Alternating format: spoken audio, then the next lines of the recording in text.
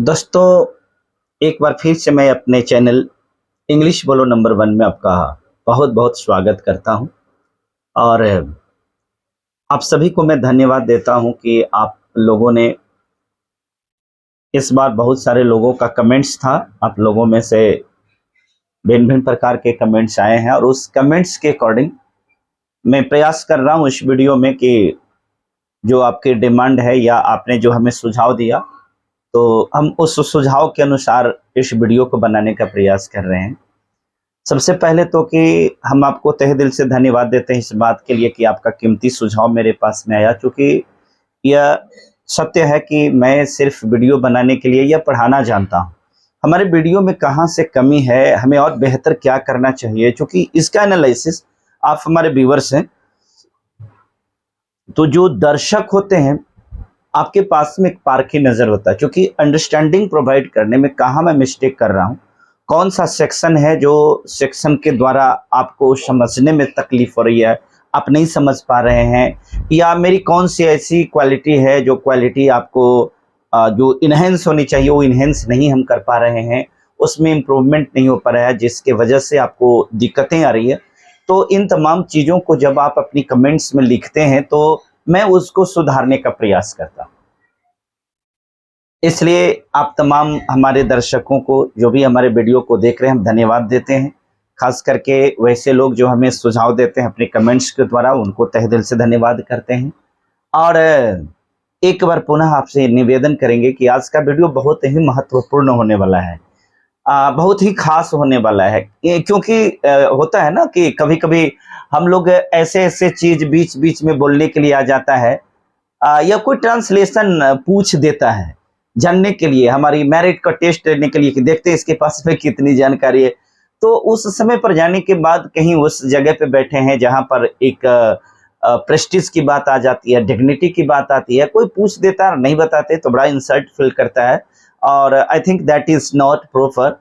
और कुछ भी हो, प्रॉपर हो ना हो, वो तो भाई पूछने वाला के ऊपर फुली डिपेंड करता है। बट मुझे लगता है कि प्रॉपर मेरे लिए तो यही होगा कि अगर मैं इसको सीख सकता हूं तो क्यों ना सीखूं। हाँ, बहुत ज्यादा मेहनत करने की आवश्यकता नहीं है। इट्स राइट, आपको मेहनत करने की आवश्यकता नहीं है। तो आइए आज से हम कुछ खास सेंटेंस को चूज किए हैं। जो सेंटेंस प्रेजेंट इंडेफिनिट से संबंध तो रखता है, दिखने में लगता है, लेकिन क्या वास्तव में वो प्रेजेंट इंडेफिनिट का होता भी है या नहीं होता है, हम इसके बारे में चर्चा करते हैं। आइए देर ना करते हुए सबसे पहले रिक्वेस्ट करते हैं, यदि अभी तक आप हमारे चैनल को सब्सक्राइब नहीं किए हैं, प्लीज चैनल को सब्सक्राइब कीजिएगा। गारंटी है मैं आपको अच्छी क्वालिटी, अच्छी एजुकेशन इंग्लिश का दूंगा, इसमें कहीं से कोई दो राय नहीं है। इसलिए आप हमारे वीडियो को लाइक कर सकते हैं और ज्यादा से ज्यादा लोगों के पास तक शेयर कर सकते हैं। तो आइए देर ना करते हुए डायरेक्टली हम आपको इस पॉइंट तक के पहुंचाते हैं। लेकिन एक बात और बताते हैं, हमारे आप में से व्यूअर्स ने से एक ने बताया था, एक ने कमेंट करके हमें सुझाव दिया कि सर आपका समझाने का तरीका बहुत बढ़िया है, आप बहुत अच्छा समझाते हैं, लेकिन मेरा एक सलाह है कि जो चीज को आप समझाते हैं कृपया अगर बोर्ड पर आप समझाते तो और ज्यादा समझ में आता। इसलिए मैं ये प्रयास कर रहा हूं कि आपको ये बोर्ड पर पढ़ाने का कोशिश करो। एक्चुअली आज के समय में डिजिटल बोर्ड का जमाना है और थोड़ा सा कैमरा का डिस्टेंस होने की वजह से जो लिखा हुआ होता है साफ साफ नहीं पता चलता है, तो अनकंफर्टेबल फील करते हैं, जिसकी वजह से मैं बोर्ड का इस्तेमाल नहीं कर पा रहा था। साथ ही साथ थोड़ी सी इसकी सेटिंग्स वगैरह जो होती है तो वो भी है, लेकिन फिर भी जो भी हो मैंने बोर्ड का इस्तेमाल इस वीडियो में किया है और मुझे उम्मीद है कि आपको समझने में काफी हद तक सुविधा होगी।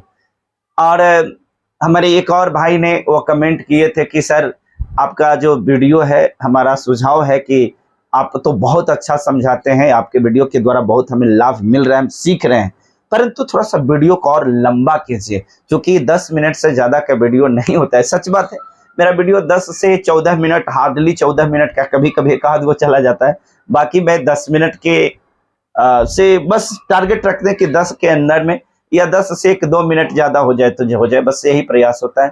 तो आप दोनों का जो कमेंट्स है उस कमेंट्स के अकॉर्डिंग मैंने इस वीडियो में प्रयास किया है कि जो मैं ये बना रहा हूँ, ये जो वीडियो बना रहा हूँ, इसमें हम आपको डिस्कशन को लेकर के चलेंगे। ज्यादा से ज्यादा देरी की सवाल नहीं है, समझाने का, बेहतर समझाने का प्रयास किया जा रहा है। और टॉपिक जो होता है एक सिलेक्टेड टॉपिक होता है, कुछ कुछ टॉपिक ज्यादा बड़ा हो जाता है, कुछ टॉपिक छोटे होते हैं। तो आई थिंक वीडियो की जो साइज होती है वो डिपेंड्स करता है कि हमारी टॉपिक कितनी बड़ी है। तो धन्यवाद, शुक्रिया आपको। और देखिए आज हम आपको ये 4 सेंटेंस की ओर आपका ध्यान इंगित कराएंगे। जी हाँ, अब देखिए सबसे पहला सेंटेंस जो हम पहले बार में सिखा दिए हैं, मैं प्रेजेंट इंडेफिनिट की बात करूं। देखिए इसमें लिखा हो कि मैं पढ़ता हूं, मैं पढ़ता हूं, ये आप सीख चुके हैं क्योंकि पहले वाला वीडियो में हमने बताया कि मैं पढ़ता हूं। तो मैं की अंग्रेजी हो जाएगा मैं की अंग्रेजी हो जाएगा, देखिए मैं पढ़ता हूं, तो मैं की अंग्रेजी हो जाएगा आई, और पढ़ना की अंग्रेजी रीड, तो आई रीड हो जाएगा। हाँ, अब आइए यहां पर हमने एक फॉर्मूला आपको बताया था, इसमें हम आपको उसी को रिपीट भी कर दे रहे हैं। प्रेजेंट इंडेफिनिट नहीं, हम टेंस की बात करें कि टेंस के जब आप ट्रांसलेशन बनाते हैं तो बहुत सारे रूल्स रेगुलेशंस होते हैं, सच बात है, लेकिन मैं आपको सारे रूल्स रेगुलेशंस को पेंडिंग डाल देता हूं। पेंडिंग के मतलब according to time you will have to use those, आपको समयानुसार उसको यूज किया जाना चाहिए, करते हैं। लेकिन जो सबसे बोलते हैं कि बवंडर ट्रिक इसको बोलते हैं, जो सूत्र है, जो फार्मूला है, इसको आपको याद रखना है। वो क्या है? ये फार्मूला है एस भी इक्वल टू, मतलब एस भी के मतलब सिंगुलर वर्ब, तो सिंगुलर वर्ब, तो सिंगुलर सॉरी एक मिनट, एस बी के मतलब हो गया singular subject, S S singular subject, तो एस भी अर्थात सिंगुलर वर्ब। सिंगुलर सब्जेक्ट नहीं, मुझे लगता है कि थोड़ा सा हमको साफ साफ और लिखना पड़ेगा, हम आपको डिटेल्स में इसको लिखते हैं क्योंकि आपका शुरुआती दौर है, नहीं समझ पाइएगा, इसलिए देखिए फार्मूला ये है कि सिंगुलर सब्जेक्ट बराबर सिंगुलर सब्जेक्ट बराबर सिंगुलर वर्ब, ठीक है, और plural subject equal to plural verb. देखिए टेंस बनाने का ये फार्मूला जो है ना सबसे धाकर फार्मूला है। अगर ये जिसको पता हो गया वो टेंस का ट्रांसलेशन कोई भी टेंस का हो बना सकता है, इजिली बनाएगा। अब थोड़ा सा आप समझिए कि ये singular subject equal to singular verb और plural subject equal to plural verb, ये क्या होता है तो हम आपको यहां बताते हैं। जैसे देखिए ये सब्जेक्ट होता है काम करने वाला, तो ये मैं है, मैं बोलने से किसी एक का बोध हो रहा है ना, मैं के वो काम करने वाला एक मैं हूं, तो यह सिंगुलर सब्जेक्ट हो गया। अब वर्ब के मतलब क्रिया, यहां पर देखिए क्रिया भी खास करके 2 प्रकार का होता है, एक जो होता है मुख्य क्रिया और एक सहायक क्रिया, ठीक है। तो सहायक क्रिया जब भी आता है तो वाक्य के अंत में आता है। हिंदी में है हो थाथे थी गागेगी होता है, और इंग्लिश में अगर करें तो is am are was were shall will have, ये सब जितना भी होता है ये आपको ऑक्सिलरी वर्ब सहायक क्रिया में आता है। तो हम मेन वर्ब की बात कर रहे हैं, तो मेन वर्ब देखिए जैसे मान लेते हैं कि यहाँ रीड है पढ़ना, तो पढ़ना के अंग्रेजी यहाँ रीड होता है, READ रीड। अब ध्यान रखिएगा जब कोई क्रिया के पहला रूप होता है, first form of the verb, एक क्रिया के पहला रूप जो होता है ये प्लूरल फॉर्म है, ये PF बोलते हैं, अर्थात प्लूरल फॉर्म में होता है। क्रिया का मेन रूप जो होता है प्लूरल फॉर्म में होता है, अर्थात बहुवचन रूप में होता है, और इसको सिंगुलर बनाने के लिए क्या करना पड़ता है, तो लास्ट में एस जोड़ देते हैं। अब हो गया SB सिंगुलर वर्ब। अब समझ गए बात को। जैसे मान लेते हैं कि गो है, कोई आपसे पूछे कि गो सिंगुलर है कि प्लूरल वर्ब है, तो निश्चित है ये प्लूरल है क्योंकि क्रिया का पहला रूप जो होता है वो प्लूरल होता है, और उसे सिंगुलर बनाने के लिए उसके अंत में एस या एस जोड़ना पड़ता है, तब वो सिंगुलर हो जाता है। हाँ, नाउन की अगर बात करें तो नाउन में और वर्ब में दोनों में उल्टा होता है।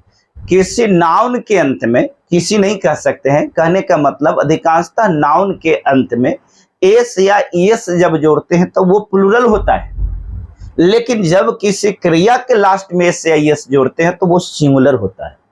फॉर्मूला देखिए, सिंगुलर सब्जेक्ट तो सिंगुलर वर्ब। अब आइए यहां पर आप देख रहे हैं मैं तो सिंगुलर सब्जेक्ट है ना, बिल्कुल। अब आपको वर्ब को लेना है, तो ये हो गया और ये हो गया, तो ये एस भी अर्थात सिंगुलर वर्ब है और ये पी भी अर्थात प्लूरल वर्ब है। तो अब बताइए फॉर्मूला के अनुसार, सूत्र के अनुसार सिंगुलर सब्जेक्ट होगा तो सिंगुलर वर्ब होगा। तो सब्जेक्ट यहां सिंगुलर है, तब वर्ब भी सिंगुलर होनी चाहिए। तो सिंगुलर वर्ब तो यहां है रीड्स। तो इस आधार पर मैं पढ़ता हूं कि अंग्रेजी तो आई रीड्स होना चाहिए, लेकिन आई रीड्स होगा नहीं। अब आप कहिएगा कि तो उल्टा बता रहे भाई, आप ही बता भी रहे फिर आप ही करें कि नहीं होगा। जी हाँ, मैं आपको बताता हूं। जब आपसे कोई सवाल पूछता है कि आपके हाथ में आपसे जब सवाल पर तक पूछते हैं कि आदमी के एक हाथ में कितनी उंगलियां होती हैं, तो आप जवाब देते हैं कि 5 होते हैं, लेकिन कभी कभी अपवाद में 6 भी होते हैं ना। तो ये तो नहीं बोलते कि 6 उंगलियां होते हैं। ठीक उसी प्रकार से फॉर्मूला जो है ये सही है, लेकिन एक अपवाद है, इसको हम एक्सेप्शन कहते हैं। ये अपवाद में आई है, ठीक है, जो सब्जेक्ट सिंगुलर है लेकिन वर्ब प्लूरल लेगा। जी, इसको हम अपवाद बोलेंगे, ठीक है, कि सब्जेक्ट सिंगुलर है लेकिन वर्ब प्लूरल लेगा। और यही कारण है कि मैं पढ़ता हूं कि अंग्रेजी आई रीड हुआ, आई रीड्स नहीं होगा। इसलिए यह फार्मूला को आपको याद रखना होगा, सिंगुलर सब्जेक्ट बराबर सिंगुलर वर्ब और प्लूरल सब्जेक्ट बराबर प्लूरल वर्ब। जी, अब आइए, मैं उम्मीद करता हूं कि यहां तक तो आपको समझ में आ ही गया होगा, कोई दो राय यहां तक तो नहीं होनी चाहिए। अब अगर बाय द वे आपको समझ में कोई मिस्टेक हो रहा होगा तो आप कमेंट कीजिएगा, मैं उसका सॉल्यूशन दूंगा। और अब देखिए, अब दूसरा है क्या कि मैं पढ़ता ही तो हूं। अरे ये क्या हुआ, मैं पढ़ता ही तो हूं। अब इसके सेंस में जाना होगा, अर्थ में जाना होगा। जैसे आपसे अगर कोई कहता है कि ए भाई तुम पढ़ते क्यों नहीं हो, तो कहते कि नहीं मैं पढ़ता नहीं हूं, मैं पढ़ता ही तो हूं, अर्थात मैं अवश्य पढ़ता हूं, मैं जरूर पढ़ता हूं। इसको इम्फेटिक बोलते हैं। इम्फेटिक के मतलब जोरदार या असरदार। हम ऐसे वाक्यों के द्वारा सेंटेंस में क्रिया के ऊपर या कुछ भागों के ऊपर जोर देते हैं, असरदार बनाते हैं, तो ऐसे वाक्यों को इम्फेटिक सेंटेंस बोलते हैं। यह टेंस का प्रेजेंट इंडेफिनिट टेंस के वाक्य है, लेकिन इम्फेटिक बनाया गया है। अब ऐसे को बनाने में कोई फर्क नहीं पड़ता है। जैसे पहला नंबर को आपने बनाया मैं पढ़ता हूं, तो आई रीड आपने बनाया कि मैं पढ़ता हूं, आई रीड। तो अगर रहेगा कि मैं पढ़ता ही तो हूं, तो अगर ये बनाना होगा, ये दूसरा नंबर बन रहा है, तो कुछ नहीं करना है। इम्फेटिक बनाने के लिए क्रिया के पहले डू और डज कर देना है। तो आई डू हो गया और यहां पर रीड कर दिए, आई डू रीड, बस बन गया आई डू रीड। मैं पढ़ता ही तो हूं या मैं जरूर पढ़ता हूं, मैं अवश्य पढ़ता हूं, हो गया। हाँ, अगर मान लेते हैं कि यहां पर अगर रहता कि वह खाता ही तो है, अगर ऐसे रहता कि वह खाता ही तो है, तो वह की अंग्रेजी ही हो जाएगा, ये क्लियर हो गया।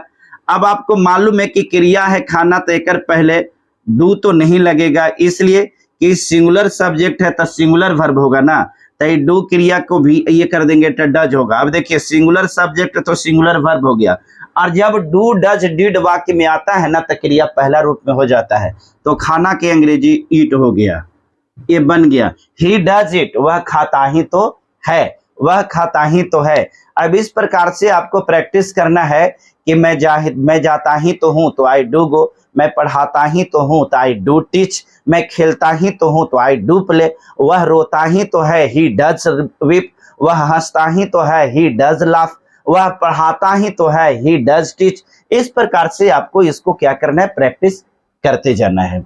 अब ये दूसरा हुआ। अब आइए, अब हम तीसरा में देखते हैं। तीसरा वाक्य में क्या खासियत है, मैं पढ़ता रहता हूं, मैं पढ़ता रहता हूं। अब देखिएगा, मैं पढ़ता रहता हूं और मैं पढ़ता ही रहता हूं, ये दोनों में क्या अंतर है। मैं पढ़ता रहता हूं के मतलब अधिकांशतः समय जो होता है देखिए वाक्य के सेंस को नहीं समझिएगा तो समझ में नहीं आएगा। इसका मतलब हुआ कि मैं अधिकांशतः समय जो होता है वो पढ़ाई में देता हूं, मैं ज्यादा टाइम में पढ़ता रहता हूं। ठीक है, तो इस प्रकार के वाक्य को अनुवाद अगर बनाना होगा, देखिए इसको हम मिटा रहे हैं, आप स्क्रीनशॉट ले सकते हैं इसको अधिक जानकारी के लिए। तो देखिए अब हम तीसरा वाक्य को अगर बनाना होगा कि मैं पढ़ता रहता हूं तो बनाएंगे। सबसे पहले तो सब्जेक्ट लिख देंगे, ठीक है, हो गया। अब देखिए अब यहां पर सब्जेक्ट के अकॉर्डिंग गो ऑन या कीप ऑन, ये दो में से कोई आप कर सकते हैं, गो ऑन या कीप ऑन। हाँ, अगर सब्जेक्ट सिंगुलर रहेगा, आई को छोड़ करके, आई भी सिंगुलर है लेकिन इसको छोड़ करके अगर कोई सिंगुलर रहेगा तो गो ऑन के जगह पर गोज ऑन हो जाएगा और कीप ऑन के जगह पर कीप्स ऑन हो जाएगा। राइट, समझ गए। तो अब यहां पर हो गया कि आई गो ऑन, क्रिया जो होगा इसको चौथा रूप कर देंगे, READING, I go on reading या आई कीप ऑन रीडिंग। इसका मतलब हो गया कि मैं पढ़ता रहता हूं। एक बार फिर से, मैं पढ़ता रहता हूं के मतलब अधिकांशतः समय में पढ़ने पर देता हूं। तो यहां पर हो गया सब्जेक्ट लिख करके गो ऑन या कीप ऑन लिखेंगे, क्रिया के चौथा रूप लिख देंगे जिसमें ING लगा हुआ होता है।